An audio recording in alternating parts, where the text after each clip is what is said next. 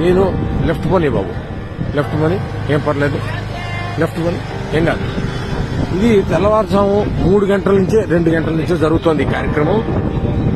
ఇది చూడాలి అసలు ప్రజలు. ఇది అర్ధరాత్రి 2 గంటలకు వీళ్ళు వచ్చారు. ఇది నిత్యావసర సరుకులు సింగనగర్ కి ఏరియాకి వెళ్ళడానికి కొని పర్లేదు, చాలా దూరం ఉంది. ఇక్కడ ఇదిగో నిత్యావసర సరుకులు ఇలా లారీల్లో వచ్చాయి. ఇలా బియ్యం మీద, నాణ్యమైన బియ్యం, ఈ డైలీ ఇంటింటికి జరిగేటువంటి పంపించినటువంటి వ్యాన్ల మీద వీటిలోకి సప్లై జరుగుతోంది. ప్రజలకు ఇవ్వాల్సిన కందిపప్పు, బియ్యం, ఉప్పు, పప్పు, చింతపండు మొత్తం కూడా అన్ని లారీల్లో వచ్చేసాయి. అవి మధ్యలో ఉన్నాయి లారీలు, పెద్ద పెద్ద లారీలు మధ్యలో ఉన్నాయి. పెద్ద లారీలు అటు ఇటు ఈ చిన్న చిన్న వ్యాన్లు సందుల్లోకి ఇవ్వడానికి, ఇంటింటికి ఇవ్వడానికి ఈ సైడ్ ఉన్నాయి. వీళ్ళందరినీ మెయింటైన్ చేయడానికి పోలీసులు.